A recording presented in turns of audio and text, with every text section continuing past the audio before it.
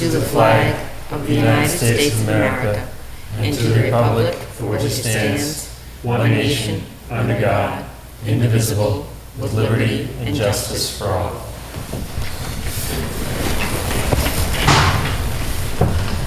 Good evening, everybody. I don't have any announcements. Is there any public comment from the board? Oh, I would just like to thank everybody who went to the police basketball game last Thursday night. It was really fun, and everybody played hard. It was a lot of nice raffle items, and they won some money raised some money for the defibrillator. It's a good cause. Thanks, Chief. And I'd like to, as this is our last meeting before the end of the month, which is the end of Loxley Com's career at the Lunenburg Public Schools, to acknowledge her work as superintendent and prior to that as well for the school, and thank her for her dedication to the town and to the school. I'd like to second that and wish her very well in her retirement. Absolutely. All in favor? All in favor. Is there any public comment from the public? Please.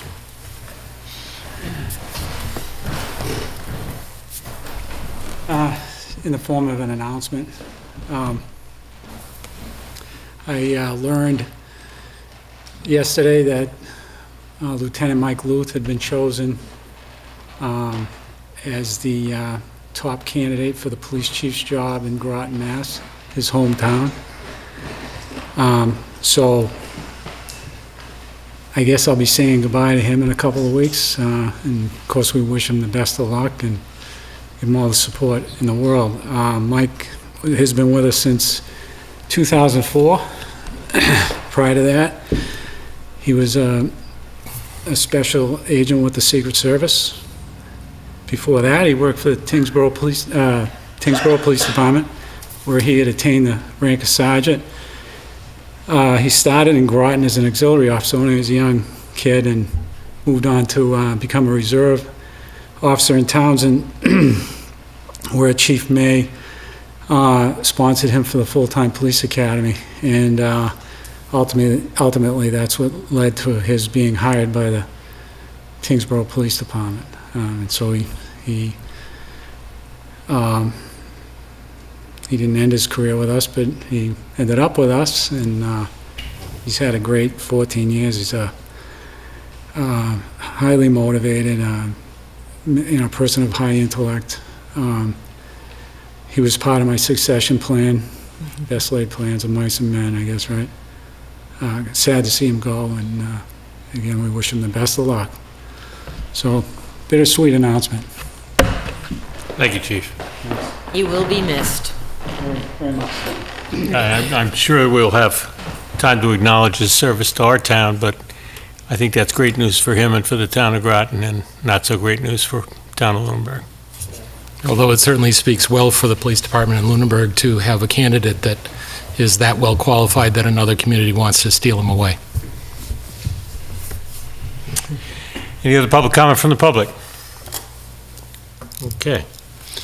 Our first appointment is a hearing for Donald Lyons, doing business as Settlers Pub, a change of alcohol license class from seasonal to annual, and a change of corporate name to Settlers Crossing Enterprise LLC. I'd like to read the hearing notice. The Lunenburg Licensing Authority will hold a public hearing on Tuesday, June 19th, 2018, at 7:05 p.m. at Town Hall, 17 Main Street, second floor, Lunenburg, Mass., on the application submitted by Settlers Crossing Enterprises Incorporated, DBA Settlers Pub, for the change of corporate name and change of a seasonal to annual class located at 994 Northfield Road, Lunenburg, Mass.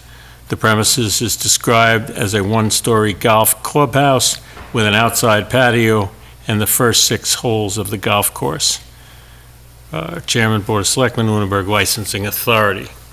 Someone here from Settlers. Mr. Lyons. Ladies and gentlemen, thanks for sparing me this time. We were here a few weeks ago, and I think probably part of our fault, we didn't notify the neighbors of this.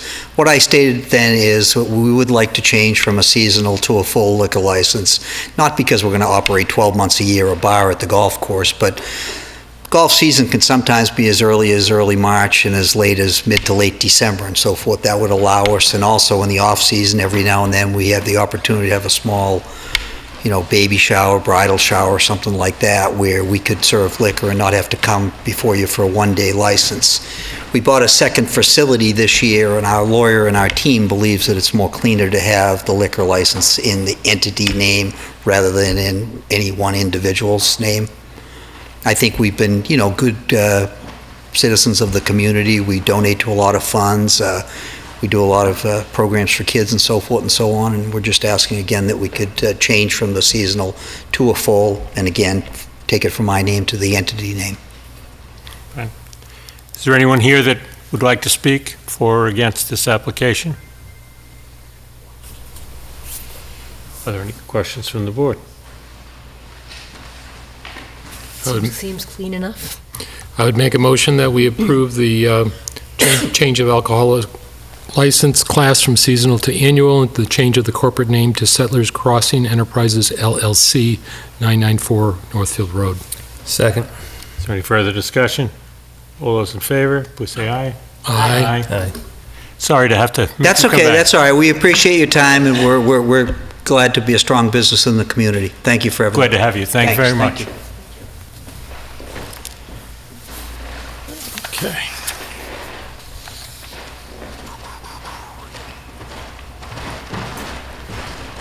Our next appointment is a weekday entertainment license for Lunenburg Zetas, doing business as Bad Larry's, 1 Main Street. Everybody here from Zetas? Go around. How are we doing tonight? Hi. Okay.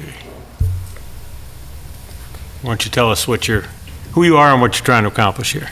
My name's Alan Wernick, and what we're trying to do is, this came about because we have the, semi-annual art show, and they put live entertainment there, and we needed an entertainment license for, their entertainment, and then we thought that we'd like to have some light entertainment ourselves, because the night, people responded well to it. We're not looking for anything big bands or anything loud, mostly open mic night, kind of like what they're doing across the street, something that we had talked about, or maybe a 2 or 3 piece jazz or piano bar, something light. We're not looking to be a nightclub. We're looking just basically to continue the bar and grill atmosphere, theme, add maybe a little bit staying power, keep people a little bit longer, because right now we're closing at 9, 10 o'clock, and I just think that we could attract more business and maybe stay open until maybe 10 or 11. I'm not interested in being late, and I'm getting too old for that, but, just enough to, to bring in a few more dollars and maybe a little bit more business.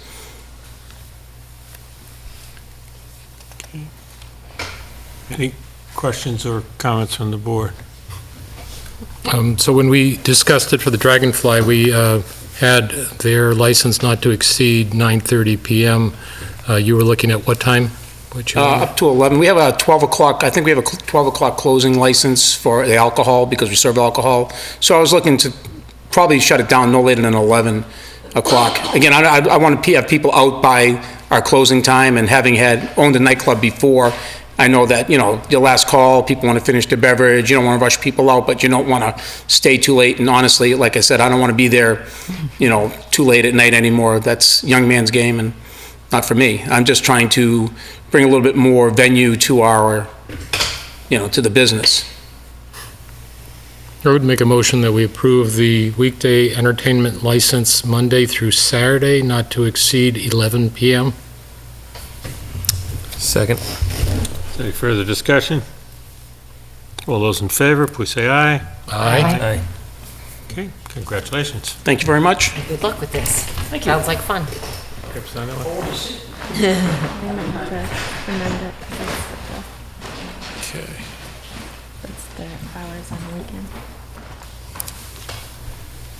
We have to sign a new one, do you think, or is that good?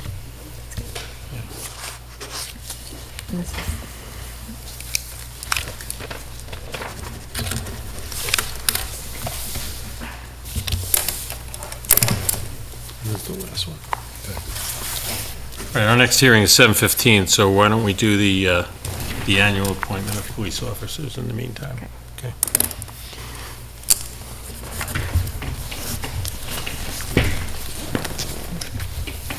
I will read the list off as they were submitted to me from Chief Marino.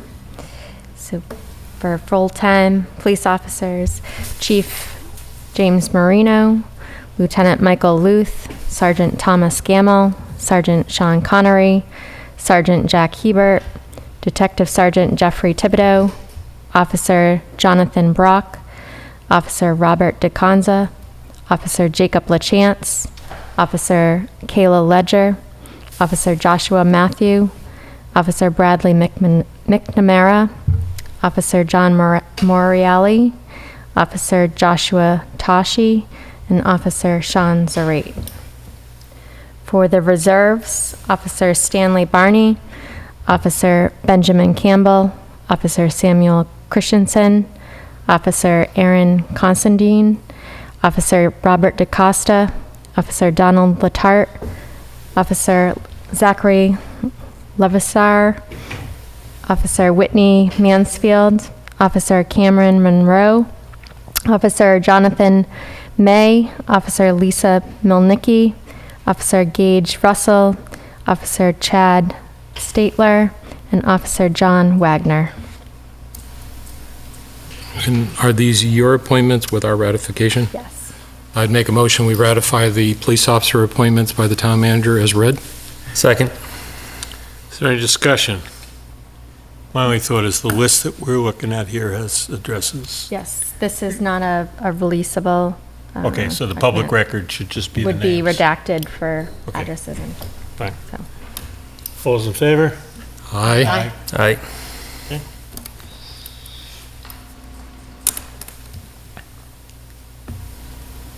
I think we're close enough by the time I read the announcement. Our 7:15 is a poll petition for Unitil for 270 Electric Avenue. It is a public hearing.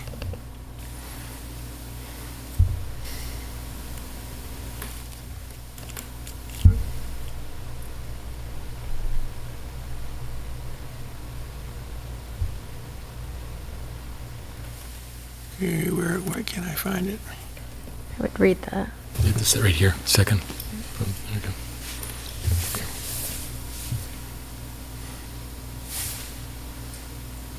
This whole thing? I think that would, yes. I thought, yes? There's also the last page of it. So, Oh, the there it notice is. to abutters. There it is, last page. Okay, good. I knew I saw it somewhere. To all interested parties, in conformity with the requirements of Section 22 of Chapter 166 of the General Laws, you are hereby notified that a public hearing will be held at the Town Hall, 17 Main Street, second floor, in the Joseph F. Bellata Meeting Room, Lunenburg, Mass., on Tuesday, July 19th, 2018, at 7:15 p.m., upon petition of Unitil Fitchburg Gas and Electric for permission to erect or construct and a location for a line of wires, poles, and such other fixtures as may be necessary to sustain or protect the wires of the line for the transmission of electricity upon, along, across, or under the following public ways of said town. Location: Electric Avenue, proposed new mid-span pole number 221A, 25 feet north of pole number 22 on Electric Ave, near the intersection of West Street, plan number 964-L, dated 5/4/18. Location approximately as shown on the plan attached.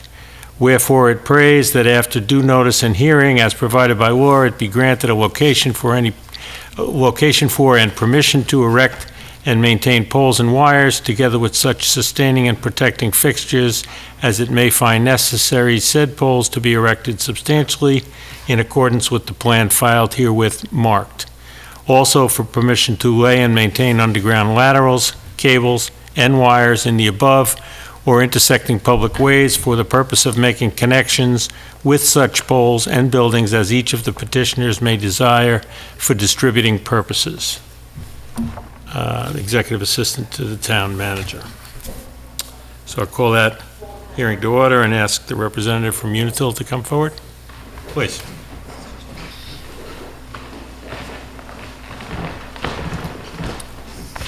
How are you doing today?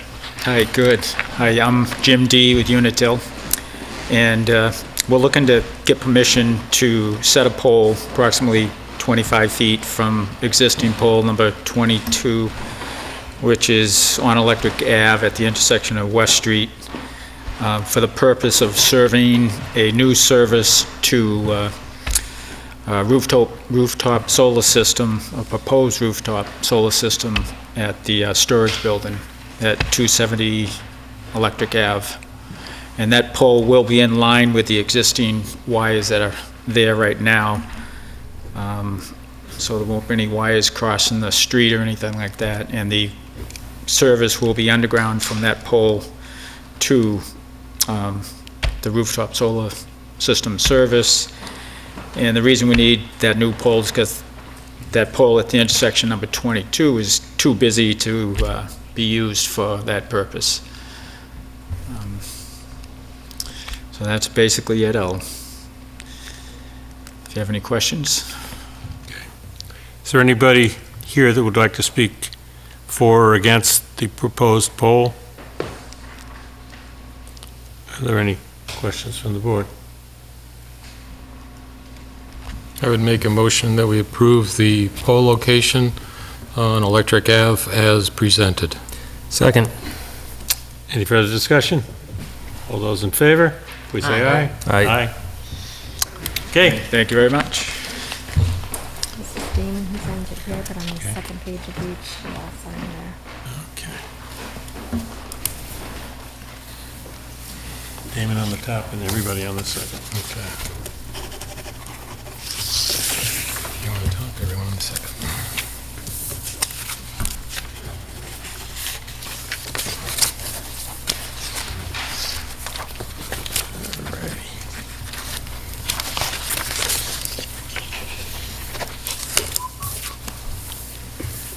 Okay, our next appointment is for Whalum Kitchen, 324 Electric Avenue, which is a common vic license.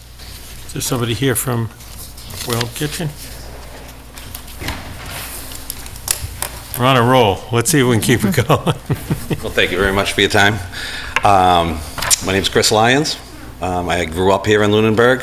I was born here in 1969 and spent first 19 years of my life living right here in this town.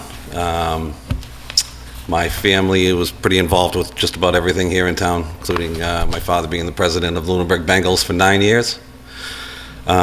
Since then, I've traveled throughout the Northeast as a chef and just recently finished up about 7 years as a territory manager for U.S. Foods.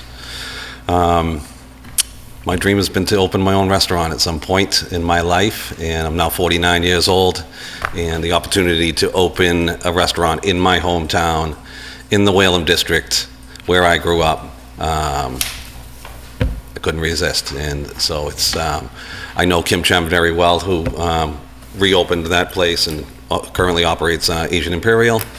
And we've worked together. I actually was her sales guy, and we worked together. And one day I just said to her, "You still looking to sell this place?" And she said yes, and we entered into an agreement, and actually we finalized that agreement this afternoon at 3 o'clock. And I'm hoping to be in my kitchen at 6 o'clock tomorrow morning, if so be it. And just noting that a common victualler is a person providing or selling food or other provisions. Correct. Is there any questions or comments from the board? I would make a motion that we approve the common victualler license as requested for Whalum Kitchen on Electric Avenue. Second. Any further discussion? All those in favor, please say aye. Aye. Aye. Thank you very much for your time this evening. Thank Good you. luck. Good luck to you. Thank you. Hold this whole file. The whole file? Just the top if you want.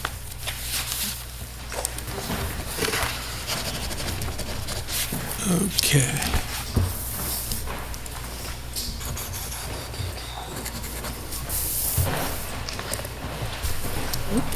Again, in an attempt to keep our starting times on time, we have minutes from May 15th.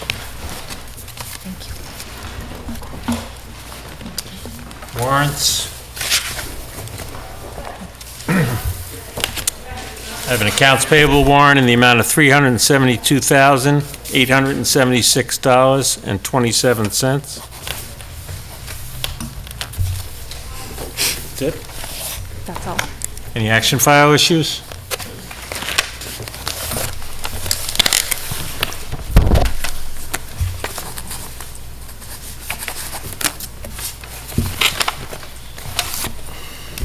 Okay. Why don't we spend just a minute and discuss liaison appointments? I owe us the first draft of our goals, which I hope to have by our next meeting. But as part of that discussion, we talked a little bit about the liaison assignments, and we were going to look at all the current liaison assignments. I don't know if we have anything in here. I don't think so. I don't think so either. I think what we wanted to do is look at the list of all elected and appointed committees and decide what we want for communication process with each of them. Mm-hmm. I'm not sure we're prepared to do that this evening. Maybe we can do that in conjunction with the first pass goal review. Next meeting, is that all right? Sure. Sure. Okay, fine. So we'll delay that discussion till 7:10. All right, so 7:25, meeting with representative from PAC, which is the Public Access Cable Committee, to discuss their new policies, and the chair of PAC is with us this evening. Steve? Good evening. I'm Steve Walker. I'm the chair of the Public Access Cable Committee, and some events happened over the last few days, so what I'm trying to bring to you is some history of how we got to where we are and how we need to move forward from what seems to have happened. We had put together a policy that was created actually in March, because we'd been advised of some situations where a videographer under the auspices of PAC had got involved in a meeting, and we were somewhat uncomfortable with that. We used as a basis a number of other policies from different equivalent PACs around. There's a group called Mass Access where these people can communicate and share information, and that's helpful because, trust me, this is not my area of expertise. I thrive on technology. I enjoy technology. Not so much this. So the videographer is there, has a job to do. It seemed necessary to clarify exactly what that job was. There was no intent to restrict speech, and in fact we don't believe it does. And the reason for that is it's a policy where a videographer agrees to it or not, and if they choose to be involved in a committee, we are thrilled that they're involved in a committee. But if they're trying to work a camera, it causes some issues, which I'll go into a little bit. So what we tried to do was create an opportunity to avoid a problem by having someone else be the videographer if the person who had said they were going to do it felt very much that they wanted to be involved in the meeting. So we tried to create it that way. We may not have succeeded very well, in which case we'll review it and decide what to do. So the policy covers normal things like conduct, appearance, recording, camera drop-off, schedule.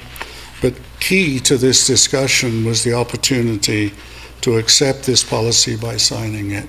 If you didn't want to for a particular meeting, that's fine, we'll assign someone else.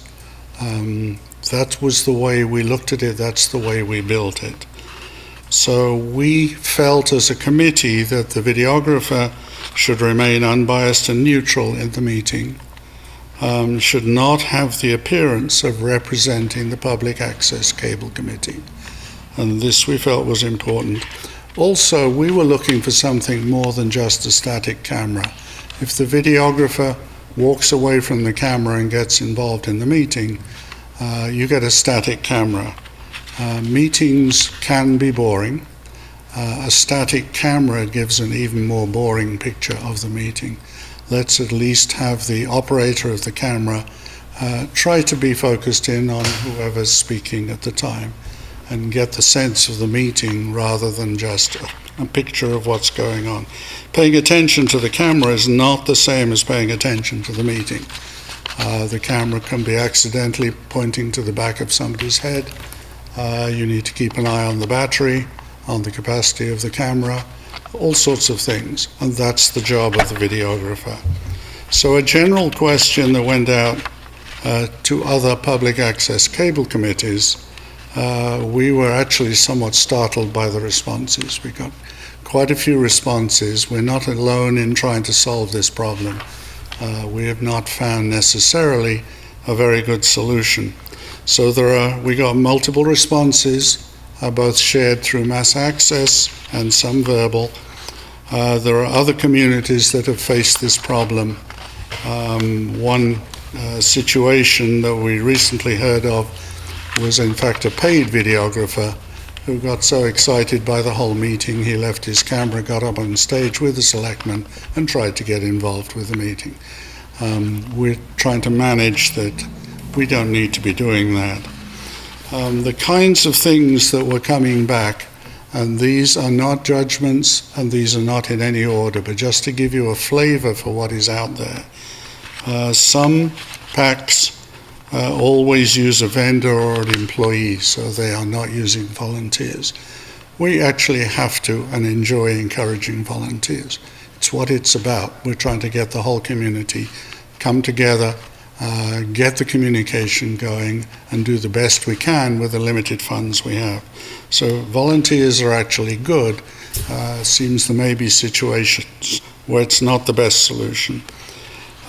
Some require a statement that I do not represent, the videographer does not represent either the public access cable or the town, but myself. That seems to have some potential benefit. We need to educate the people involved. This sort of came up as a surprise, took us by surprise. Ensure that there's a clear... I don't understand. Some of PACs have a statement where the people say, I'm just representing myself, and then it's fine? That's one of the comments we had back. I'm not judging the comments. Mm-hmm, yeah, I was just trying to understand it. I'm just trying to seed all your minds so you can come up with a creative solution for it. Okay.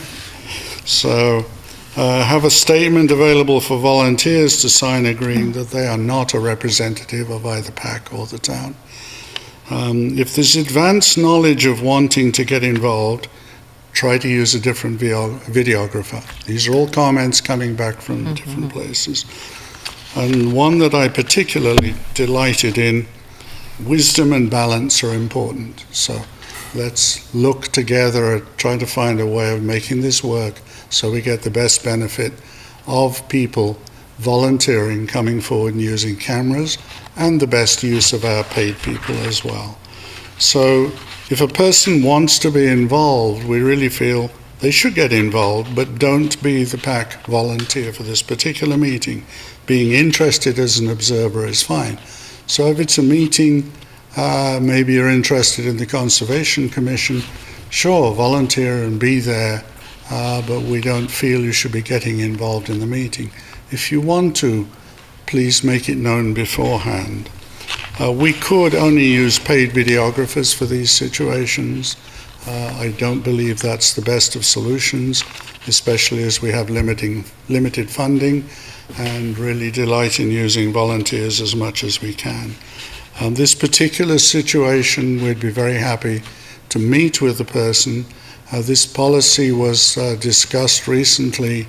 The individual said she would try and be with us at that meeting. We actually postponed that item in the meeting, the public comment section, to the end of the meeting to give her a chance to show up. At that point, we had to proceed, and we do the best we can. Have a clear, not representing PAC, town, etc. policy. We don't have one of those. We do have cameras and tripods available for committees to use themselves. They are simple, and we will provide training, but typically they tend to be static, as I mentioned before. That's not the best of solutions. So we're happy to revise the policy based on any constructive feedback you care to give us. Thank you. Any questions or comments from the board? The proposed policy, I assume, has not gone to town council yet for review, or has it? I did forward it to him, there was a question about legality, and it is legal. Okay. Oh, are we supposed to send it to town council? I was not aware of that. It would be in the future probably a good practice. Thank you. I didn't know that. If it's a cable, I know how to plug it in. So I'll start with one question, and it might be more for Heather. Are there any other committees in town that take action to prohibit people from participation? That take action, it's in... I mean, I find it unusual to take specific action to restrict a citizen from participating in a meeting. Is there any other scenario where a board or committee says, if you're volunteering with us, you relinquish your ability to participate? I think they're unique in that aspect. They, If I may, we're not actually saying that. All we're saying is, if you want to be involved in the meeting, please don't be the PAC videographer for that meeting. We're not trying to restrict anyone speaking at any meeting. So one question would be, you said a committee could record themselves. At that point, are they volunteering to record, and are they prohibiting their ability to participate in their own meeting? Because if you applied that to that scenario... This is what we tried to put together, and it gives every impression of not being very successful. Sure. So, like, for example, if We're trying to I find a way of making was it going work. to charter review and there was no videographer, and I said, hey, let me train myself, I can set up the tripod, because that's all they do in a small room like that. You can't really pan a room like that. And then can I not participate in my own meeting? Well, that was never our intent, and that will not be our intent. We need to sit down, review the document with the feedback that we've had, not only from you, which I appreciate, but also from other PACs, almost all of which seem to have backed off the thing and said we can't handle it. So we're trying to find a way that works for all of us, the volunteers, the members of the committee, and public who may be at the committee meeting. We're a small town. We don't have vast numbers of volunteers, so we have to find a way to make this work. Correct. So one of your examples, you said, like the Conservation Commission, somebody wants to go videotape that. Yeah. I've gone to all sorts of meetings. They're not well attended. So the likelihood of finding somebody who wants to spend their time there but doesn't ever see themselves participating feels like it's unlikely to occur. I have to agree with you. I'm sorry, but I have to agree with you. Yeah, so I think somebody who's interested enough to volunteer to be Right. that person and bring this value to public access cable should be allowed participation. That's- My thought would be, I could go to a planning board meeting next week and have a huge statement and start by saying, I'm making this statement as a private citizen, not as a selectman.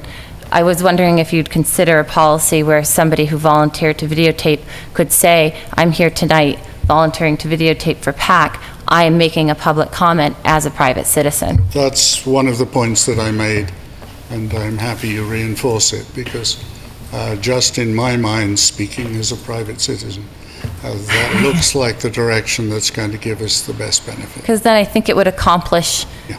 separating somebody from representing PAC and Right. doing what we all sometimes will find ourselves doing. Exactly. Where we're in a situation where we may be looked at as more than one thing, and then we can just define Yeah. who we're speaking as.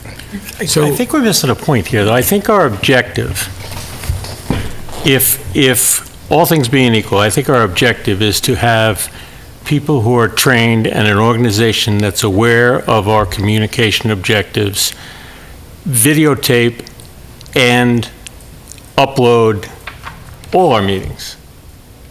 And this organization, the PAC committee, is, I think, done an exceptional job over the last couple of years, expanding from what used to be just the selectmen to be many boards.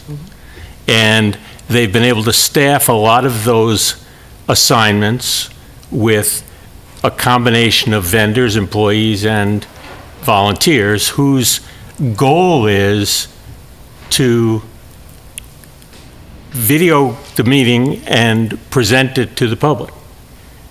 And their policy is to provide the best product. And they believe that someone that's concentrating on that goal provides that product. In a rare case where nobody's going to videotape the meeting, and if someone on that committee wants to borrow a camera and videotape it, I think that would be fine. It would communicate better than not having a communication at all. However, I don't think it should be the norm. I think the norm should be that PAC continues to try to attract volunteers whose job it is, or mission or vocation is, to help communicate in town. So one thing, the fact that somebody's a volunteer, in my mind, they're still an employee under the PAC, or any volunteer for any committee in town. If they volunteer for the police department, if they volunteer for the school, they have to go through a Corey check like an employee and other things like that. So the fact that this policy covers vendor, employee, or volunteer, I see them all having the same responsibility. I understand the concern about the public speech component of this, and I want to make sure we address that. At the same time, I want to make sure that we have a system that if we are recording something, what is the technical capacity of that camera? As Mrs. Adams talked about, can we leave a camera static and record the meeting and whatever, is one thing. If the videographer is going to speak, I would hope that person gets in front of the camera, is able to be heard, so therefore, if that's going to be allowed, there needs to have something like that, not speak by the camera or the comment from the public, that type of thing. That'd be a concern on that. So I think this is not ready for prime time. There's some clunky language in here, some typos, which I'll get you, that type of thing. Trying to turn some things into positives instead of some prohibited type thing, just sort of that type of thing. But I think that, especially if we end up getting, I am concerned with having somebody that's going to pay attention to the camera. That part I understand, and I think that's something the PAC needs to address. And if you focus on, we need to have a system to make sure the camera is running, that may work to allow a person to comment if there's a system for the camera to run without that person. At the same time, you don't want to have a situation where that person is going to speak, and if the camera stops, we don't record that person. At the same time, it's important to understand that the public record of a meeting are the minutes, as opposed to the recording. Because that's our current legal status, is it's the recording of the minutes versus the video. This is true. But the videoing is part of our communication status that we're trying to do for all committees. And ideally, when we renovate or do whatever we do for public meetings space, we should be adding additional remote cameras that can be done without having to bring cameras there, and we can press the button and things are going to be working. So I struggle with limiting people's ability to speak, with the understanding that we are a small town. At the same time, I want to make sure that the recording is able to be completed in a consistent way. Some of the cameras we have available are simple enough that they can be unattended, though boring. On the other end of the spectrum, we've just created a system we call 3CPU, which is a 3-camera portable unit, And if you want to see the capabilities of that, look at the last town meeting and look at the video of the graduation. That was done with 3 cameras, 2 out in the field, 1 up in the box. Requires a minimum of 2 people to run it and 3 people to set it up. So we have a very broad spectrum from a camera on a tripod to a portable system that gives you a very professional result. So, And I have another question. You Sure. said other communities have faced this problem, and I was just wondering if you could define what the problem is that you're trying to solve. in very general Or like an terms, example of when a problem has the- occurred. In general terms, it was the videographer leaving the camera and getting involved in the meeting, which left the camera unattended and led to some confusion as to whether Was they the were- recording interrupted or anything of that nature? Not that we've been told. Cameras are actually pretty reliable. So somebody was just bothered by what somebody had to say? They were bothered by the fact that what seemed to be, and I use the word pack generically in this sense, a pack person had got involved in the meeting. And during the recording, would somebody have been able to identify that person as the videographer? Because I would think when I watch meetings, I wouldn't have been able to know who the videographer was or wasn't. So from the viewership perspective, I don't see a problem. I don't have an answer on that. The people who were Okay, at the just meeting curious. would know, because they'd see the person from behind the camera be in front. The In person the- in the- viewing in it the The re- you were later- giving us wasn't in this town. So it the was in moral of another the town, story right? is don't be a videographer if you want to participate. I mean, I think it's a sad statement. But we're trying to let you, if it makes sense, because we're a small town. I'm sorry, you were saying. No, it sounded, the example you were giving wasn't in this town, it was in another town. I deliberately anonymized all the information that I was using because it's also unfair on some of the towns who shared information. with us. Yeah, I'm not asking you to tell me what town it was, but. I think I understand a lot of the details of this specific case, and it's a bit heartbreaking because it's somebody who's, I learned a lot from, and I can't imagine somebody knowing more about our town government and also being passionate about public access cable. So knowing a lot of background, I have a really hard time understanding why we would want to do this So to our citizens. we've got to fix it. And I would encourage you to come up with a job description of the videographer. Yes. Because this is an employment situation, whether it's a volunteer or an Right. employee, and the expectations of what that employee should be doing, That's regardless of right. what their background or their experience or their comments that they may or may not make. We must have like a town employee policy book they could look at, right? We don't have a No, book. employee handbook? No, So there's That- that's- personnel that's what- policies. They're in the Board of Selectmen's Policies and Procedures Manual. There's nothing distinct or separate from that for employees. And that's what you're working on? Yes. Okay. We'll take all the help we can get. Yeah, I think when I read this, it was like, geez, we're trying to attract volunteers. Right. And it doesn't sound very volunteer-friendly. I can't disagree. But I certainly appreciate the telling the videographer what we expect you to do and not do and other things like that. So I think everybody should have the same expectations, both you and the videographer and whatever committee that's going to be videotaped needs to know who's in charge of the camera and what are the rules. Just a little more friendly and welcoming. I think what Ms. Adams said might work as far as declaring that you're making a personal statement, but at the same time, you can say, I'm saying this as a private citizen, but everyone still knows you're from the Board of Selectmen or from PAC. We don't- And regardless, you can say how many times you want that I'm saying this as an individual, but it still gets associated with the board and your position. So, I mean, personally, I usually refrain from commenting at other boards. If I go to watch a meeting, I go to watch a meeting, but I don't generally say something just because I don't want to butt into their business as their board and such. So that's just me. But. So we look forward to the next version. So do I, but I'm sorry. Thank you for bringing it to us, and thank you for your hard work on this. You're welcome. I appreciate your time and your comments. Thank you. Thank you, Steve.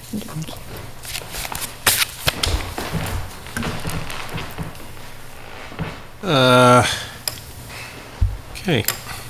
Our next item is a discussion of entertainment license, special event, and townwide noise ordinance, and a discussion of recent activity at Shady Point Campground. So we basically are doing generic entertainment, special event, and specific. Yeah, I don't remember seeing noise ordinance in the documents. There is not. It's on Okay. the agenda. Nope. It's on, but not a document. Oh. I was looking for the document, okay. I don't think we have one. Chief Marino is here to do an overview of what he's working on with town council Oh, good. for the noise ordinance. And the land use director, Adam Burney, is here to discuss the special event Okay. license. So who should we take first? Who wants to go first? He's got the gun, so he can go. Chief, you want to start us off? You can do it quietly.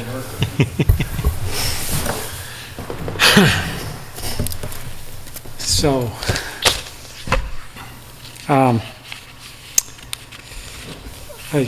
started working on this quite a while ago. Adam Costa with the town council has assisted me. So we're kind of in the draft stage of this document at this point.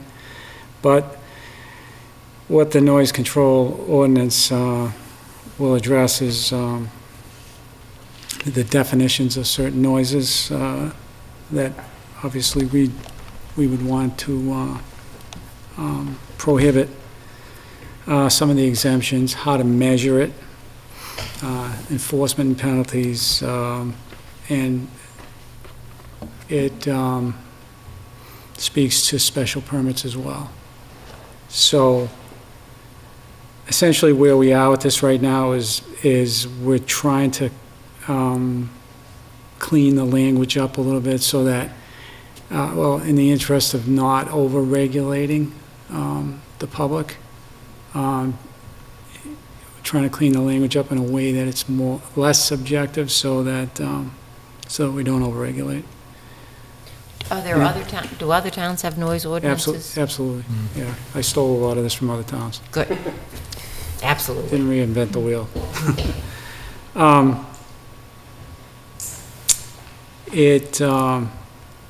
One of the challenges is going to be measuring the noise, because you have to use instruments to do that.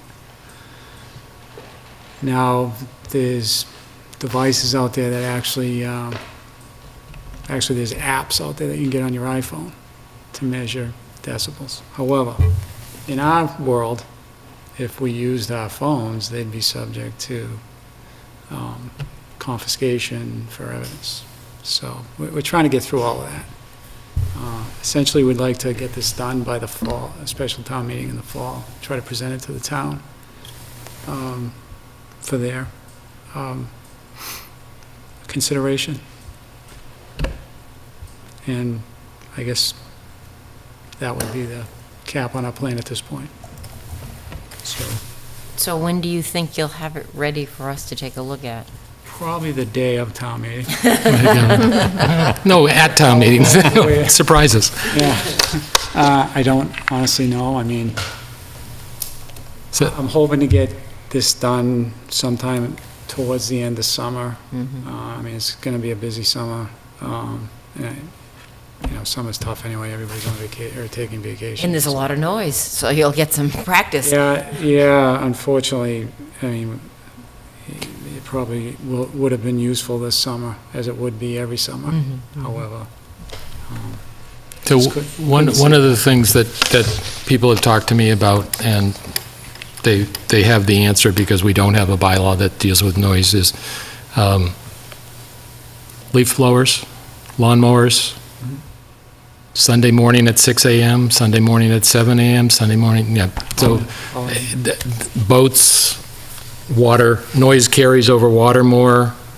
Planning board has some standards relating to noise measured at the boundary line, that type of thing. So there's a lot of things that can go into this that if we are not subjective and get it, I mean, we want to be objective so that a person will know this is or isn't.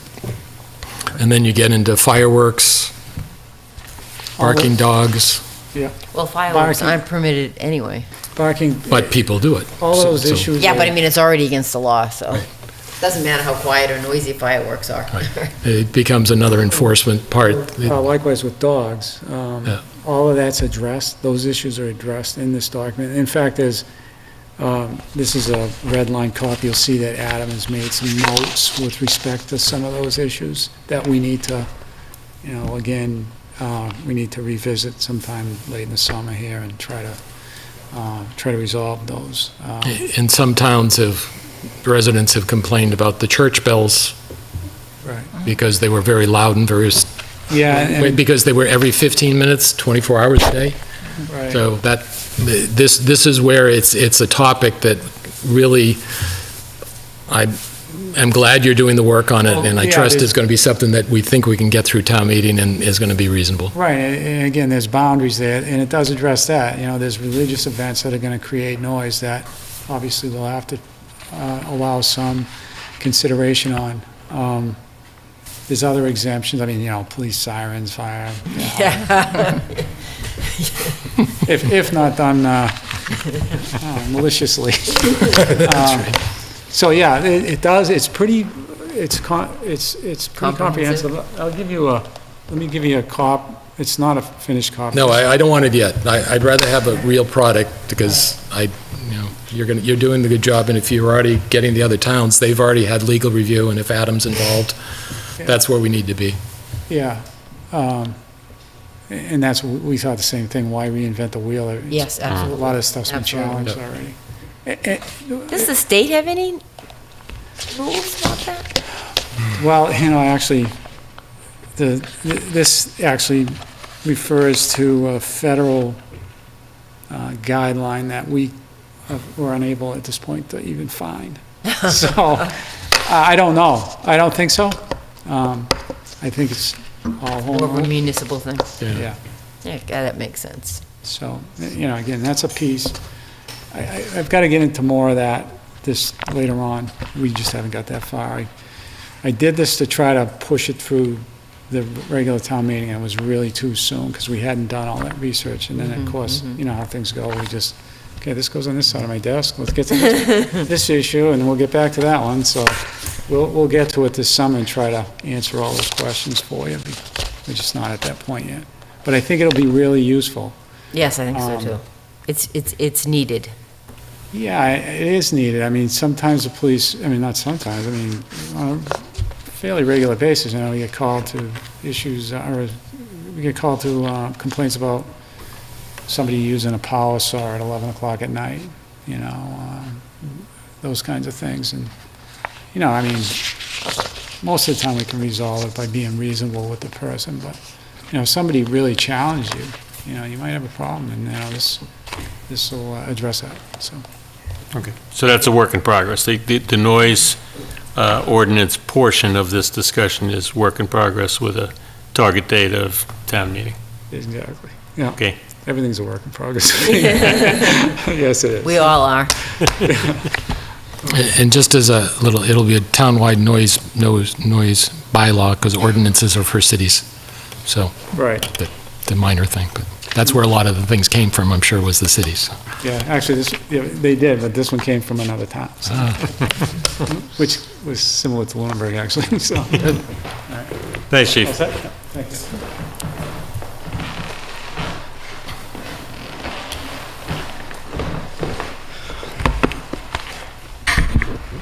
Howdy. So we've seen I think a rise in the amount of large single-day, multi-day events over the past 3 or 5 years, festivals, community events, and these all pose distinctive challenges between each type of event, and they're rather different than all of the current licenses and other approvals that the Board of Selectmen issues, but they involve a lot of those. So, in conversations with the town manager, the police chief, the fire chief, other department heads, there was a thought that a special event permit would be a good idea. Something that doesn't relieve all of the other approvals and events, but sort of encompasses a discussion about all of those bits and pieces and the event as a whole, that allows for something similar to what the planning board does with a technical review, where they convene the department heads, they meet with the proposed applicant, they sort of run through what the whole thought and scheme and plan is for the event, and poke holes in it at the very onset, so that those things can start to be addressed. So once the Board of Selectmen is looking at it and the public is looking at it, there's some answers or thoughts about traffic and noise and public safety and all of those bits and pieces. So what I've kind of tried to do is put together a brief, if 3 pages is brief, list or set of guidelines for what the town might expect of somebody doing one of these special events, and an application. Is that the permit guidelines that we have? Yes. Okay. And I sent a very rudimentary application over to the town manager yesterday with sort of just the general information that we might want. There's been some thought about having sign-offs that go along with it, but I don't know if it's better to build in a procedure where they submit the application and within 14 days we convene this group and they submit a memo to the selectmen prior to their hearing, so there's at least some discussion back and forth. I think a lot of how this works and what goes into it is going to be based on what you folks want to see, as you're probably going to be the ones blessing these sorts of events. But what I try to include is the kind of stuff that I've seen other towns do, that I know that from experience I or the chiefs or the building commissioner or the Board of Health might want to see or might call out as a problem. And specifically in here it says that you have to submit it 60 days before the event. So that gives the public and the town plenty of time to sort of run through scenarios and issues and vet the event to make sure that it's something that's appropriate. Limiting hours, requirements for trash pickup and restrooms, how traffic gets addressed, fireworks, tents and trailers, what the sleeping arrangements and requirements are. And all of this could probably use a little bit more fleshing out, and this is just sort of let's kick the tires and see what you folks think of it, and then we can start to shake it down and really get the details flushed out to the point where maybe it's something that you consider creating as an actual permit. And obviously, there's a lot of staff time that goes into something like this. There would be a fee associated with it. Ultimately, I think that you could charge $50 as just hey, we know you're getting all these other licenses in association with it. We want a token fee to process it and know that you're not just passing random stuff in. I mean, you could probably charge $500 because there is a lot of, especially for some of these larger events, a lot of back and forth for it. I think the one consideration is at least half of the events that we see for this are fundraising, nonprofit, or community events. Do you charge one price for nonprofit, one price for profit, or do you go with you have the right to waive your own fees and they can always ask for that? I don't know that 500 is necessarily a reasonable base, because you don't want to be waiving it for all the nonprofits and have everybody who comes in and wants to do something else paying 500, and that creates some difference. You want to create something that's approachable for everybody. Well, you kind of want to cover your expenses. You don't want to charge exorbitantly, but you want to make sure the expenses that the town incurs managing the event, the licensing. I agree with that. I guess where I'm coming from on that perspective is let's say 500 is what you choose, and a nonprofit or a town organization is putting on events, that $500 is going to be oftentimes burdensome to them because they're not looking to make a profit, they're looking to fundraise, and if their gate receipts or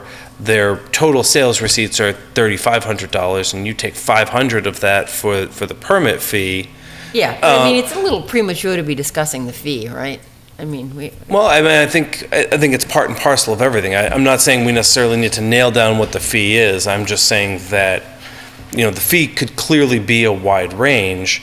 you're probably going to waive it for nonprofits. And so at that point, do you create a dichotomy where all of the for-profit or non-registered nonprofits are paying the transaction fee for everybody who holds a special event? That's why I say you want to be thoughtful and reasonable about how much you charge. I don't think you want to give it away for $5, but you probably don't want to charge $500 or $1,000. I think that there's probably a reasonable base in the middle.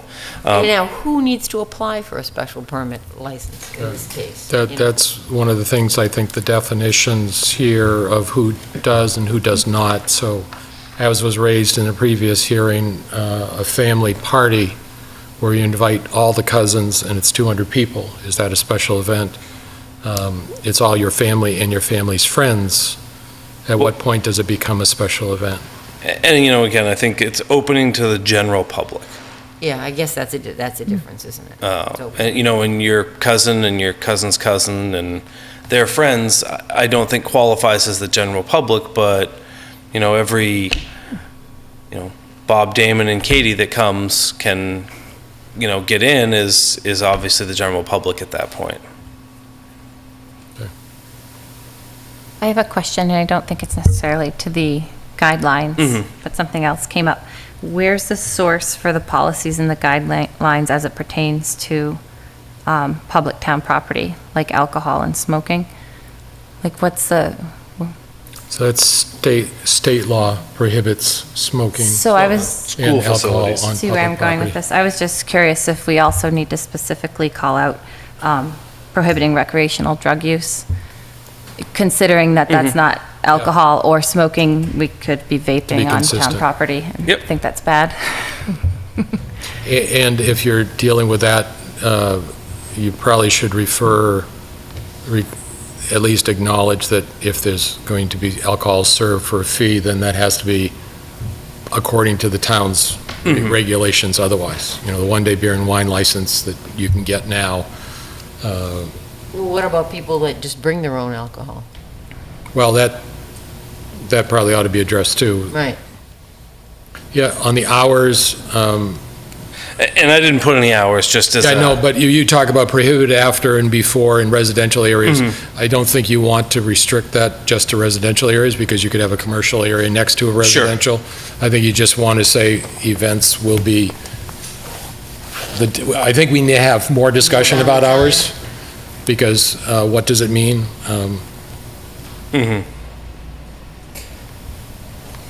I think this is a good first.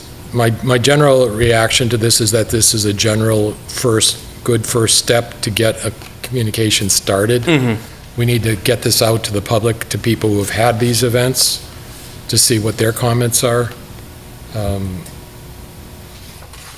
I think it would help people have an event to be able to start something. And I think that's the idea, is to make the process of holding an event easier, because they'll have access to something like this and they can shape their event around this rather than having no guidelines and saying, here's the event we want to hold. And Right, things just would pop up everywhere. yeah, We've and seen spending that happen. a lot of money preparing and coming forward and having everyone go, So in insurance, if somebody's doing their own event with their own people and they don't have employees, they don't have to have workers' compensation insurance.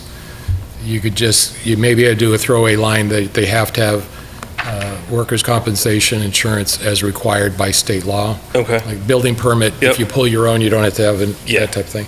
$1 million liability policy, I would be interested to find out what the cost of that is, just to know what the implications of that, and is the $1 million the standard?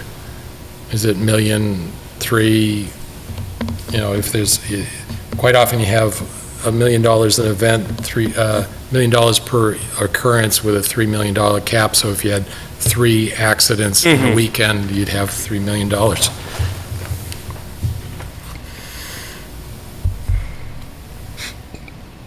So the other thing it doesn't address is, and this was the struggle we were having, is you come in for a special event every single Friday and every single Saturday during the year. Separate permits. When does it turn from? It's no longer special. It's not, that's right. That's good. That's thank you very much. So I think that's one of the things we're struggling with, is that it's a one-off is probably not as much of a struggle for some of us, but even a one-off with loud music. Sure. In a place that goes till 2 o'clock in the morning. I'm just going to go to the most extreme. We used to have bars in towns where there were 2 o'clock license, and they would play until 1:45, and that was tough for the neighbors. Now, this is a special event that. Another question, you have hours, but then in terms of planning a special event length, like in terms of quantity of days, and would there be a restriction on that? I mean, a special event could be a month-long extravaganza, and And I'd what want if to. it's every Saturday and Sunday for 3 months? Yeah. So I think hours. And If it's a Sunday, they have to get a Sunday license. In addition to the weekly. That's the thing we discovered. And I guess, Would it be different, for these guidelines of special events, would it be different on Sunday than the rest of the week? no, they would just need a Sunday entertainment. Oh. So, and I guess, you bring up month-long events. Is the board interested in limiting these events to a fixed length? I mean, a finite number of days? Is it 2 days? Is it 5 days? And I think that's, the majority of these that we see that come through are, an afternoon or a 6-hour period on a Saturday. But you're right, we do sometimes see ones that would cover multiple days. Woodstock was 3 days. I bet the neighbors felt like it was 10 years. Yeah. I mean, I think the length of event certainly changes the amount of tolerance people would have for what would happen on any given day. If it's a repetitive circumstance that is maybe a week long, it's like a long fair or something. So I feel like it would play into it at some point. Yeah, So 'cause maybe you- that would be, maybe there would be different rules for something that went for an extended period of time. Because you list carnivals, festivals, concerts, and those could be over an extended period of time. Sure. I mean, I think about the St. Bernard's Fair, how long that goes with fireworks and other things like that. So, I mean, the town's 250th anniversary, we had fireworks at the old football field. So that would be a special event.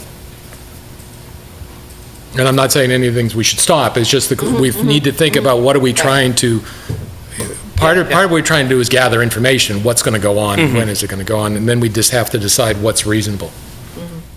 And maybe some things are more reasonable over 10 days than others that may not be reasonable over 2 or 3 days, just based on the event as it is. So maybe there isn't a limit on the number of days, but maybe that's just information that's included.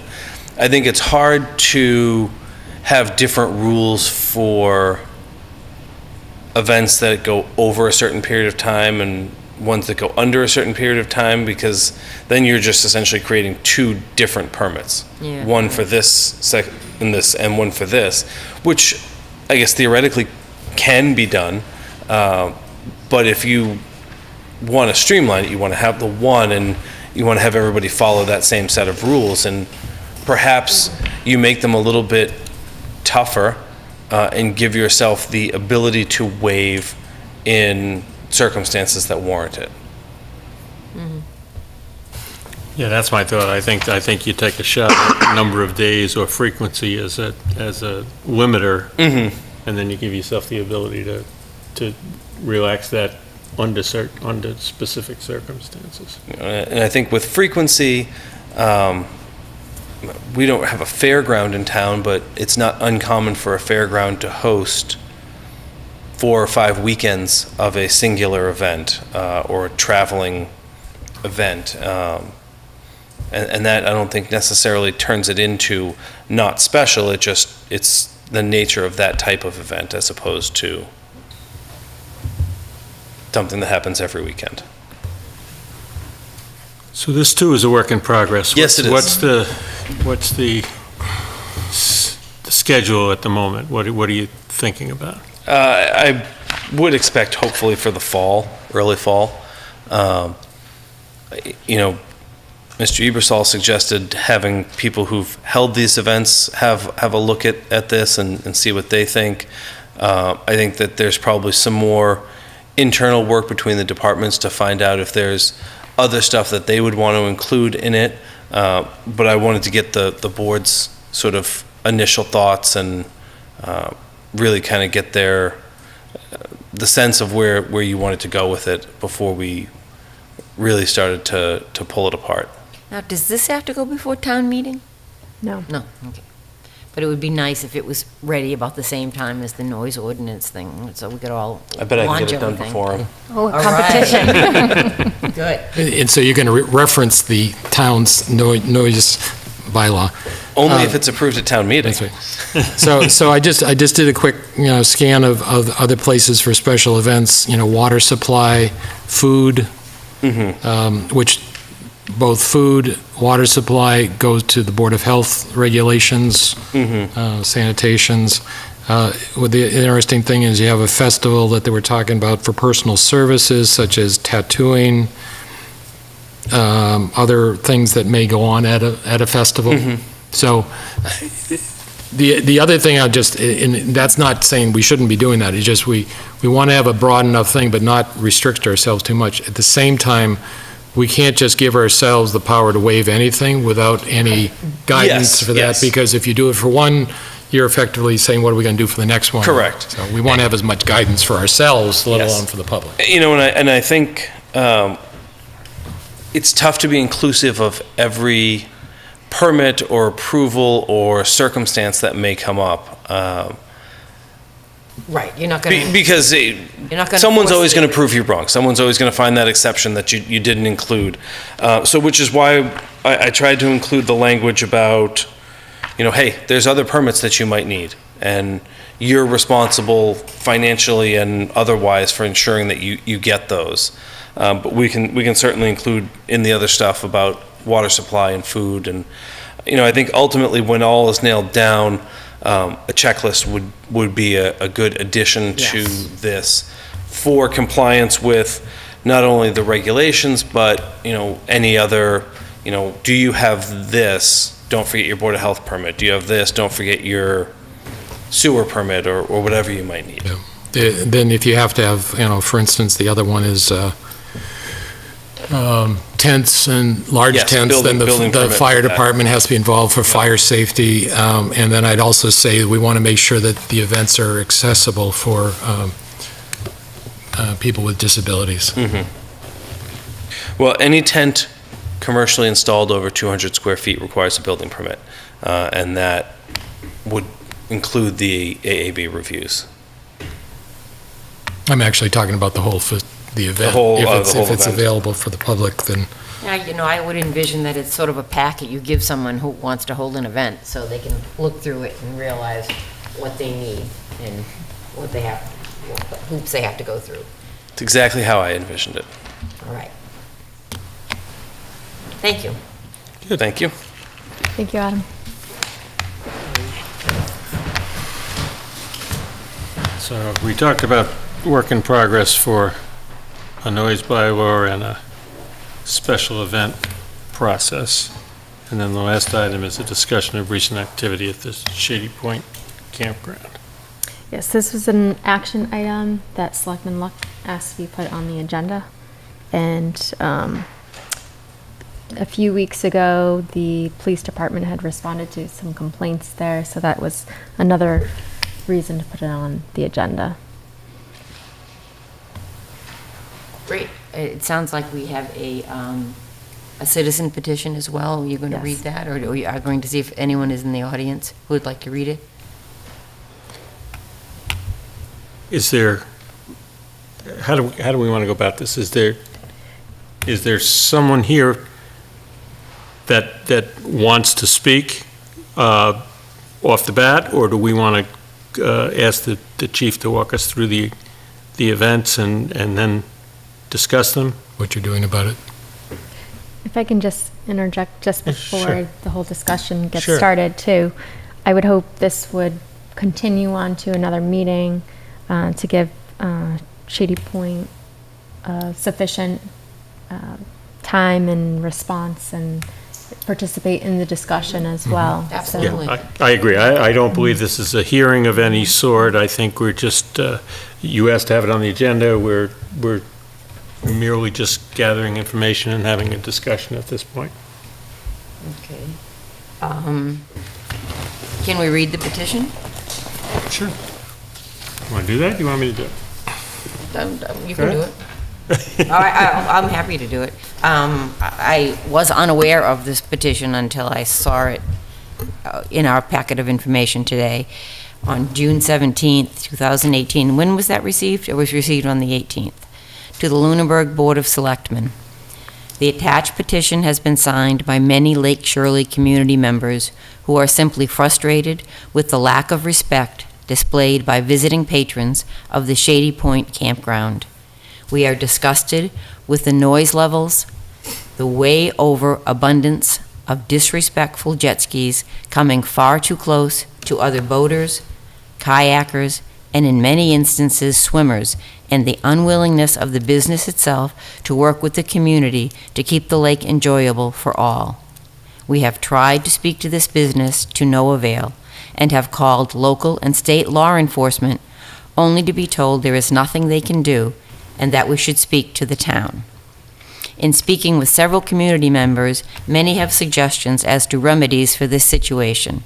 As I have promised to them, I am passing these suggestions on to you in the hopes that you may make any possible changes you see fit. Thank you for your time. Suggestions: a cap on the number of jet skis allowed into the lake on a day-use basis.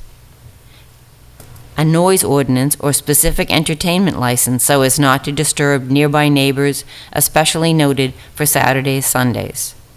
Increased police presence on the lake, Saturday and Sunday. A required proof of boater safety class to enter the lake, such as those at www. Boating classes about boating safety, HTML. Petition for the noise pollution and boater safety of Lake Shirley. Lake Shirley residents and community members enjoy the opportunity to respectfully share this beautiful lake with friends and neighbors. However, all too often, the enjoyment of the lake, safety of those using it, and the enjoyment of nearby property are hindered by noise pollution and sheer number of boats allowed access to the lake by way of the Shady Point Campground. It is not our intent to shut down or harm this Lunenburg business, but simply come to an agreeable solution to these community grievances. It is understandable to have increased usage on holidays and weekends. However, we believe it should not come at the price of homeowners simply not even being able to read a book on their own property due to the noise, or choosing not to even use the lake at these times for fear of their own safety.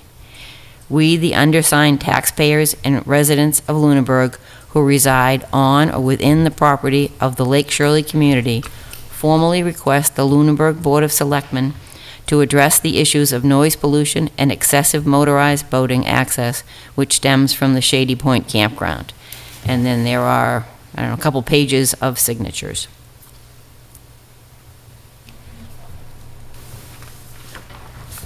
I mean, I had not seen the petition before, but I wholeheartedly agree. I guess I have a couple of questions for the chief. When, I know that Shady Point hires police officers on the weekends. Are they local police officers, or are they from other towns? No, local. They're all local. I mean, quite honestly, there's rare occasions when we can't fill the details, so we'll hire an out-of-town officer, but that's very rare. No, but I mean, you know, like Shady Point pays them to be on their property, those Right. police They're officers. paid details, yeah. So, and is their duty to enforce the laws of the town, or are they working for Shady Point? No, their duty is to enforce the laws of the state, the town, and so forth, absolutely. Okay. I have noticed that Shady Point has had like a boat patrolling up and down sometimes. Yeah. Could one of the officers be on that boat They to do help on them enforce occasion. it? They do on occasion. The problem is, the problem down there is the crowd is much larger than we're able to control. Yes. With the amount of help that they hire. Oftentimes, we have to put pressure on them to hire more. They don't usually argue with us, but oftentimes, or more often probably, we just don't have the help to send down there. But yes, the officers occasionally will go out. If there's only two of them, they may not, because they're not going to leave an officer alone with Yes, 500 right, people on land. right. But if they have more than two officers, Right. they'll go out. I mean, last weekend's a good example. There was two officers, and the boating was just out of control.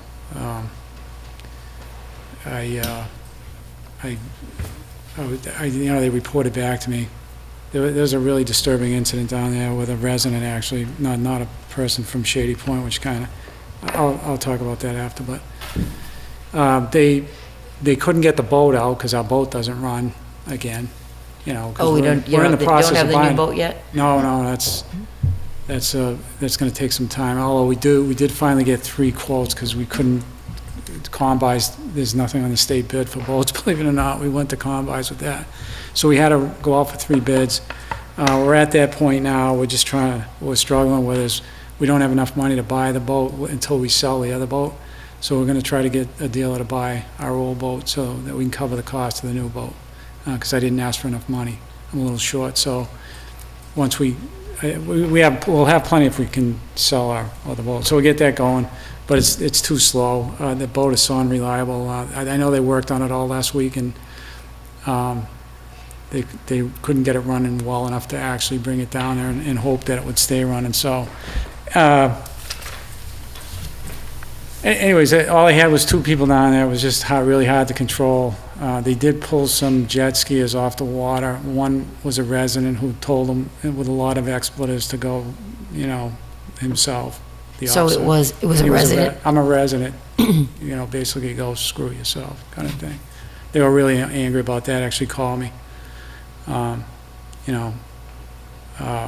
So that doesn't happen all the time. I'm just saying, everybody's got to be responsible down there. It is mostly the Shady Point crowd that we have, in terms of boating. And believe me, Shady Point, the people down there try to be as cooperative as possible. I would never throw any, but I think it's too big a crowd for even them to handle. We don't have the officers, again, try to use a lot of consideration. They go around, they tell them to turn down music, they turn it right back up, they have to go back, and then, they do tell them to leave after, a couple of warnings, they'll tell them to leave. Yeah, At that time, it's just cyclical, you just keep going around, and, it's really, really difficult to control with, 2 or 3 or even 4 police officers down there. Ideally, I'd like to have a half dozen in a boat out there with 2 guys on it every weekend, Saturday and Sunday. A Lake Shirley question. Is there a public boat ramp that's not associated with Shady Point that gives access to public boating? That's Not really. Yeah, well, There's a state ramp supposedly, but there's no, you couldn't find it if you tried. yeah. There isn't any other access, public access. What about Shirley Beach? Is that one still? No, there's houses over there now. Oh, that's right, yeah. So, Okay. I guess not. No, that all of the boats They- that aren't associated with, my company or somebody else's personal company or come in through Shady Point, fishing boats and pleasure boats and jet skis. There is town land that you could access by a kayak maybe, but even that's not terribly Okay, I was just accessible. curious the source of boats and. Yeah, it's definitely, that is the source of boats. Well, the other challenge is, well, let me just say this first. There was a number of watercraft removed last weekend that I was made aware of. However, I don't think they were properly prepared without the boat down there. They probably weren't carrying those. There's a different type of citation that they have to carry for boats, which is a big source of frustration with the officers. They can't issue uniform citations to boaters. They have to issue these other citations that are, Cumbersome? well, they're not cumbersome. It's just they don't carry them. They're not, because they don't do boats on the road. So we basically we have a box. We keep all that stuff on the boat. So they're Right. not. The other thing is, you can sometimes anticipate the weather. Sometimes you can't. Sometimes all of a sudden, like a couple of weeks ago, it was a beautiful day, and a whole group of kids from the north on 495, some of the schools up there skipped school. They had schools senior skip day, and they all showed up down there. It was a lot. It was like 400 or 500 kids showed up, and we all bailed out of the station, myself included, the lieutenant, everybody that we had to. We went down, and it took us like 4 or 5 hours to clean that up because they were throwing them out, but they kept circling around, wanted to get back in. So it was just a. So the question I have, it's zoned commercial, but what's their permit to do business? What is their business? And I think we're starting to get into the hearing process, but I'm just trying to understand. It's Shady Point Campground. Right. And so what is their permitted use of that property, capacity, everything else like that? And Adam's maybe the one I to. think he's going to have to answer that because I tell you, it's confusing to me what. This is a long story of years and years and years before. It is, and I don't have all the numbers in front of me, but we have a file that's 6 inches thick of stuff that goes back probably to Roger Williams as building commissioner. So this isn't a new thing. I believe that there was a special permit issued in 2001 for a campground, and I want to say it was in the 30s, the number of campsites that they have, and I believe that there's a limit to the number of people that's in the 500 range. I think they have a couple of function areas, for larger gatherings, corporate events, family parties, that kind of thing. And I believe that the campsites are meted out and there's a per person limit per campsite. But all of that is sort of spelled out in the special permit. And I know that the building commissioner and the local inspector have been going through the file. They had received a complaint from an abutter about noise and violating the zoning, and so they had some communication with her, and they're still conducting their investigation on what the special permit says. And with a use like this, sometimes it's hard to catch them in a zoning sense, in so much as someone will call and complain, and by the time you get down there, maybe the violation isn't happening anymore, or you don't have irrefutable proof. So there's a lot of nuance to the zoning enforcement, and I think we've seen that over a number of issues over the last few years. But I know that there is currently some review going on of the file and the activity down there through the building commissioner. So I would suggest that this go on a future agenda item, that we get a report from land use relating to with a special permit, we get a copy of the special permit, we find out what the enforcements are. The police chief can give us a report for what things they can and can't enforce. And I would also be interested in, because this came up on Whalum Lake as far as the bylaw for boating enforcements or motor vehicles on the ice and other stuff like that. So what is the town's responsibility to enforce on the boats?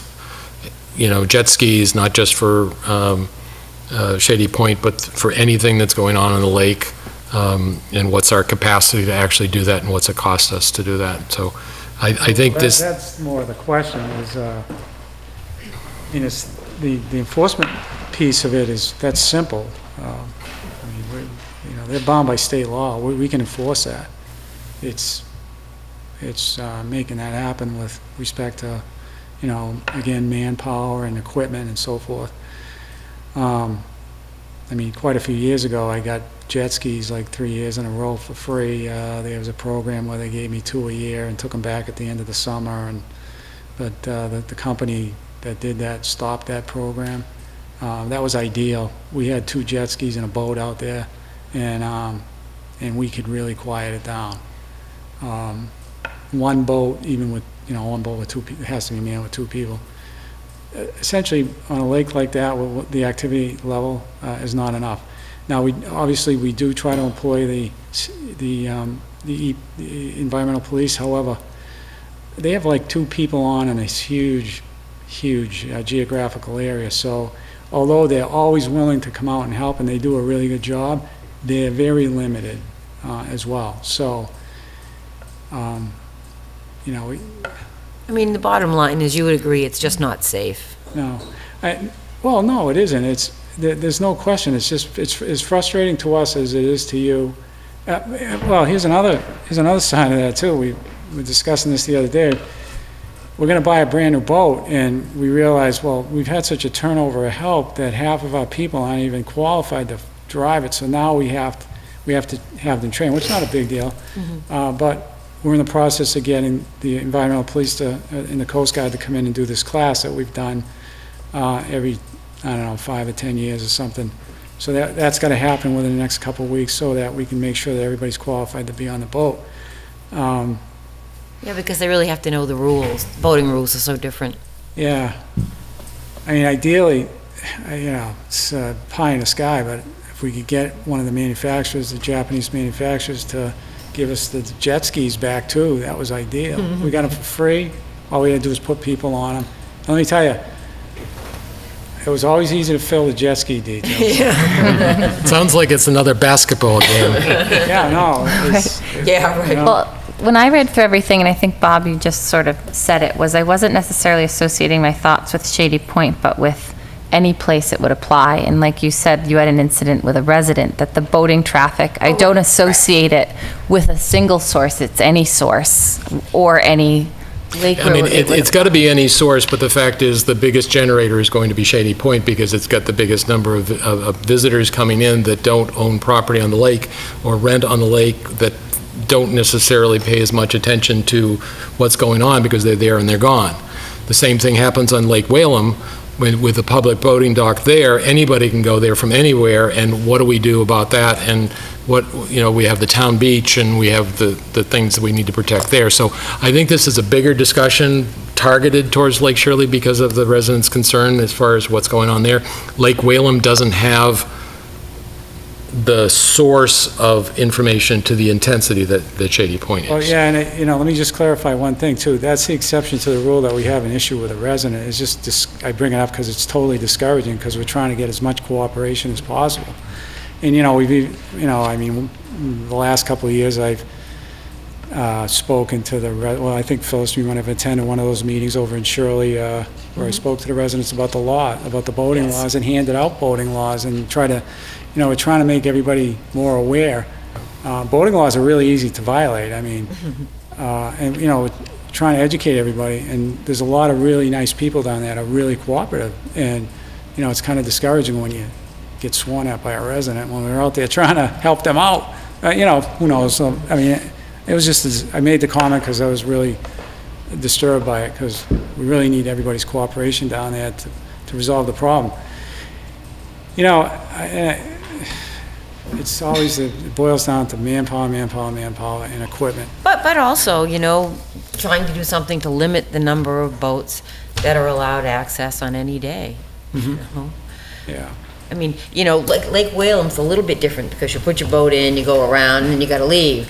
At Shady Point, you can set up for the day, there are bathroom facilities, you can bring your lunch. There isn't a place to picnic at Whalem. You're on your boat or you go home. Shady Point, you can be there for the whole day with your whole entourage. And, there's a dedicated swimming area with lifeguards, but people don't swim there. People swim over where all the boats are coming in and out and the jet skis are coming in and out. They swim in the no swimming area.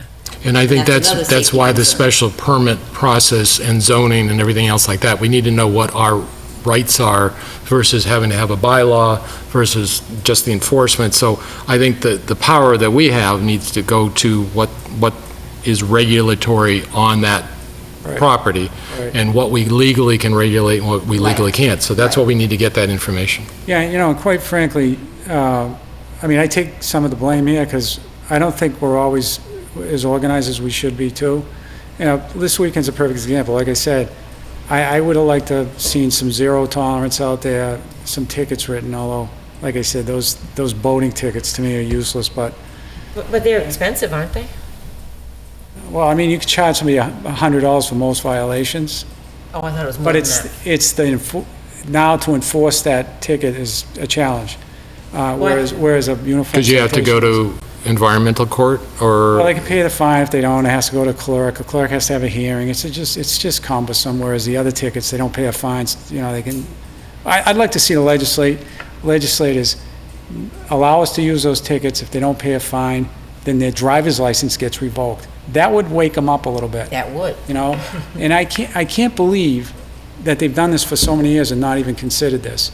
And I've spoken to some of our congressmen about that. Of course, I haven't pushed that issue. Maybe I should, before I leave. But that would be huge. But I'm making excuses here.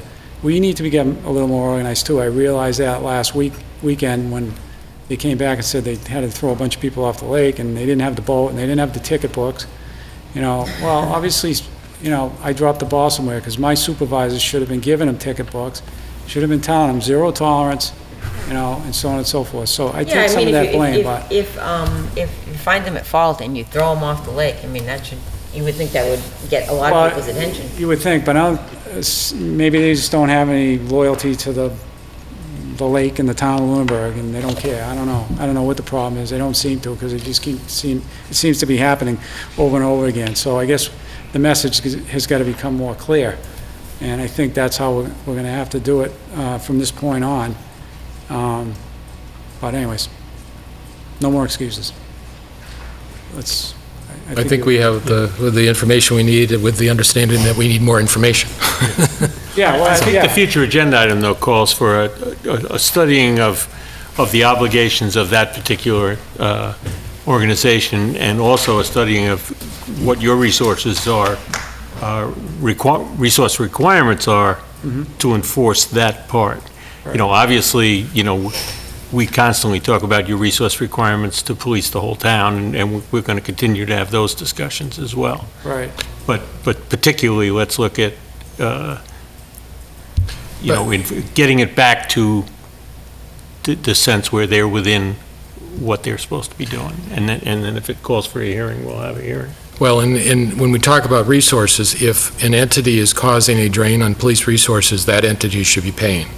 Similar to what we've talked about. Well, that's what I want to find out, is what the requirements are and what kind of resources it takes to ensure that those requirements are met. And it's similar to Walmart with, whether we're shoplifting and whether they should have their own police officer there instead of calling us, as opposed to, Shady Point having 2 officers on duty, should they have 4 officers on duty?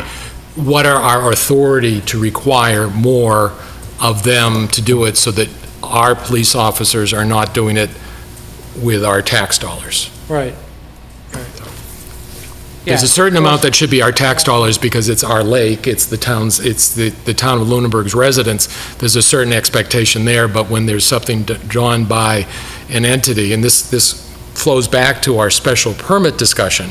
Yeah. The special permit costs should not be borne on the town, it should be borne on the applicant for that. And if they need to have 10 police officers, the applicant should be having 10 police officers, not the town of Lunenburg. Yeah, I mean, that's probably, we can probably make a good argument for that, because it is a drain on the taxpayers no matter what. If it's a nice day, I mean, unfortunately, they get rained out a lot, but if it's a nice weekend and they're overpacked and there's people parking up and down, Reservoir Road, I gotta use the few police officers I got that are on duty who spend half their time down there moving cars along or ticketing people or whatever they have to do down there, or assisting the officers that are working the detail because they don't have enough. That's a big distraction on the really nice weekends. Unfortunately, like I said, we're only talking about, a handful of them during the summer, but that's, believe me, enough to drive the residents. So we see a couple residents here we're friends with who are totally frustrated, and for all good reasons. The issue for us will be that we may not have the authority to do this. When we give a liquor license, we have authority to do regulations. When we give a permit, we have the authority to do. What we need to know is, what does the special permit and the zoning allow us to do under current bylaws and regulations on their property? The lake is a different discussion, but the question becomes, what can we do? And that's where the work needs to be done between now and the next time we talk about that. Well, just so you know, too, essentially, my managerial prerogative gives me the right to tell them how many people, and we do that. And usually they cooperate, but then the problem becomes, okay, we can't find the help. We don't have enough help to fill them, because, by the time that happens, it's not like it's planned.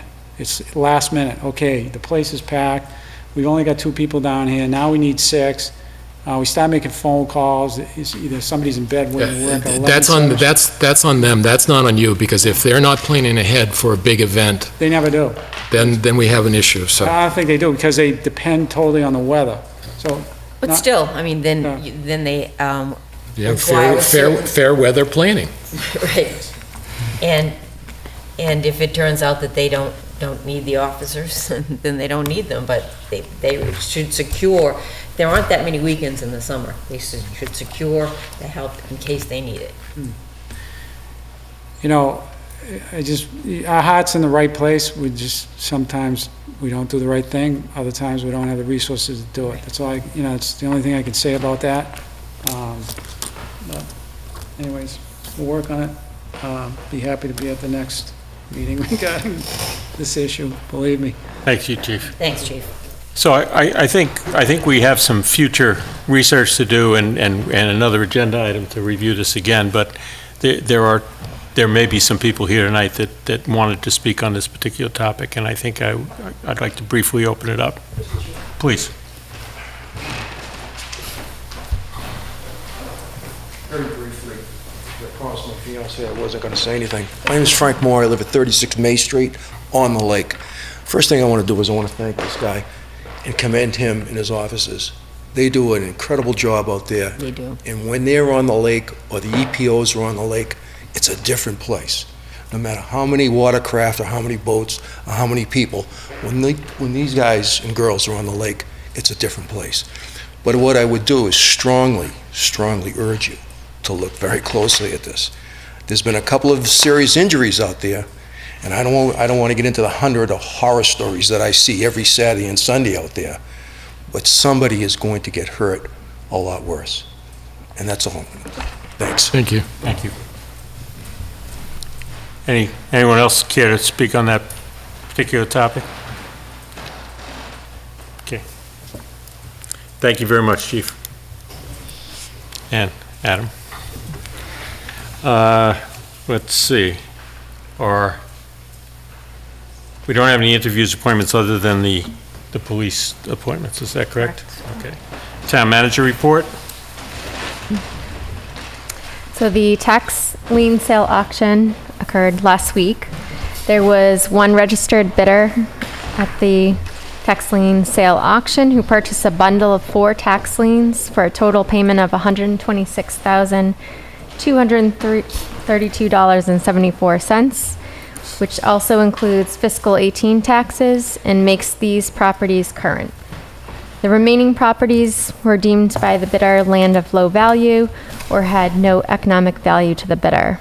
For the remaining 15 properties, the treasurer collector will proceed with moving them forward through the foreclosure process. An update on complete streets. The DPW director, fire chief, police chief, school superintendent, land use director, and I will be meeting at the beginning of next week to review the draft prioritization plan that will be presented to the Board of Selectmen on July 10th by our consultants Woodard and Curran. A notice will be put in the Ledger, on the town website, Facebook page, and an email to the list of participants at the workshop that was held earlier this year. A copy of the proposed list of projects will be available on the website after the conclusion of the meeting next week amongst the town officials. The Business Town Partnership Meeting, which I identified as Town Manager Goal number 1 and 3, as requested at our goal workshop. There will be a Business Town Partnership Meeting on Monday, June 25th at 10 a.m. in the community room at the library. Representatives from the Pepperell Business Association have confirmed that they will be able to attend to discuss their experience in forming a business association and if there is any interest in forming a regional association. The second half of the meeting will be to discuss the development of a business brochure that will be included on the new website under the business section. An update on the Summer Street Road reconstruction project. The tree cutting, clearing subcontractor Northern Tree will be on site the week of June 18th to begin removing trees and clearing areas for new drainage. The majority of this work is being done in Leominster. The week of June 25th, the landscaping subcontractor is scheduled to be on site installing compost filter tubes. The contractor will not be working the week of July 2nd through July 6th. And Unitil has started setting new poles in Fitchburg. They will continue setting the poles in Fitchburg and will be moving on to Lunenburg. Just notice of other meetings and announcements. Town council office hours are this coming Tuesday, June 26th from 2 to 6 p.m. I'll be attending a dispatch union negotiation session tomorrow, June 20th, attending a cemetery commission meeting tomorrow evening, June 20th, a Parks Commission meeting on Thursday evening, June 21st. I'll be attending the Sewer Commission meeting next Tuesday, June 26th. And then we received notification from Maya about our participation credits that for fiscal 2018 for an additional $10,197. And this credit will be applied to our fiscal 19 renewal invoice. Another update from Maya was they're offering new coverage as effective July 1st, 2018, and it will include cybersecurity liability protection with an aggregate limit of $1 million. This includes access to training, compliance materials, and risk management guidance that will assist towns to be prepared to mitigate security breaches. And this is in addition to the efforts the town has taken to educate staff on phishing emails and create a secure network. And what does MAIA stand for? Thank you, Bob. Massachusetts Interlocal Insurance Association. Okay. Devon's Household Hazardous Collection Center has the next household small business collection days on July 7th and July 11th from 9 a.m. until 1 p.m.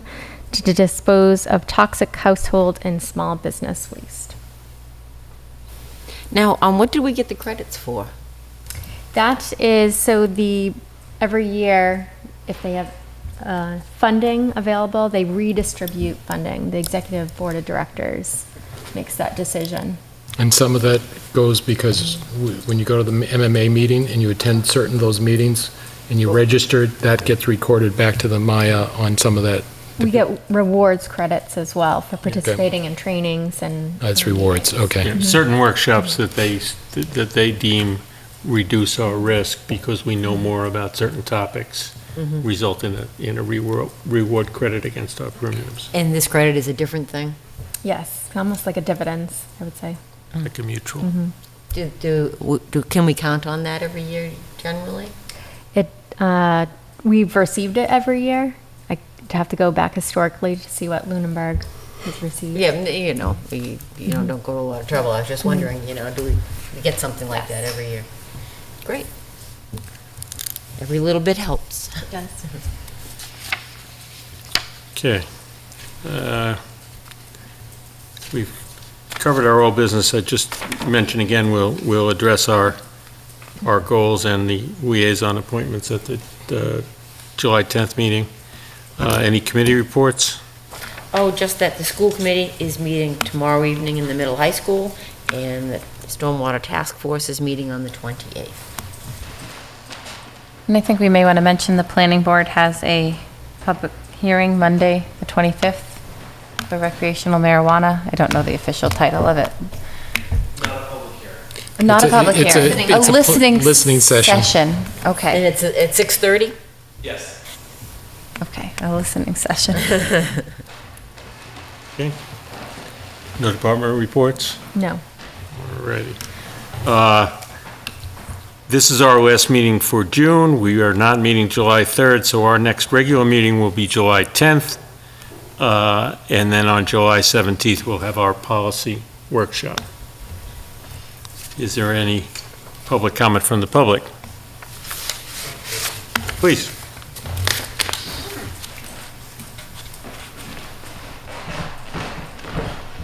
Good evening. Name and address, please. Darren Massey, 300 Holman Street. My question is, there's a group of us who are interested in gathering for a get-together downtown, outside town hall. I was told that I may not need a event special permit for it's a public gathering that might not be required. Or if it is required, I'd like to submit a special permit request. Where are you meeting? And also to say, the context of it is around the national policy of separation of kids on the borders. And the proposal was to meet outside Town Hall on Memorial Drive, somewhere downtown, in a public space. So that doesn't sound like it's a permitting process, but it's something you want to talk to the police department for safety purposes. I mean, everybody has the ability to be in public, and it's not an event you're charging an event to. You're gathering people to make a statement. So and it's not like you have to get there's a application to use the lower common, the gazebo, other things like that's processed to use it for various things, and some of that there's no fee for that, but in fact, that might be a better place to actually be a safer place, because it would be on a place instead of in front of Town Hall, unless you're trying to make more of a public statement. So, but I don't know of any, it's not an entertainment license, because unless you start public, right, no charge, though publicized as public, as a gathering. Yeah, I'd reiterate that. Just, I would speak with the police chief to make sure all his safety concerns are addressed. And if you need an officer, or if there's a lot, depending on how many people you expect, make sure everybody's safe. Always. If it's publicized, when does it cross over to being an event? Just curious about new we don't know. potential. We don't know. It's as the Supreme Court justice will know it when we see it. Yeah. But the problem is that it's a little bit like, clearly the general public is invited to this, but it's not an entertainment type thing, because you're not going to be having, well, who knows, maybe there'll be drumming and other things like that the people may choose to Could come. inadvertently become a special event. That's right. That's right. Intent is important. Okay. Thank you. Do you know when you're going to host it? We're proposing June 30th. It's a Saturday, 12 o'clock. What I could also do is submit a letter to the board, if you wish, of the details as well, besides the public announcement. I could submit a letter to. We won't be meeting again until the 10th of July. That's so correct. I'd suggest you do follow up with the police chief, and if there's any, absolutely. and if there's any requirement that he brings up, you can do that through the town offices. Perfect. Thank you. Thank you. Now, the town office is closed just on the 4th, or is there an extended period of town office closure? Just on the 4th.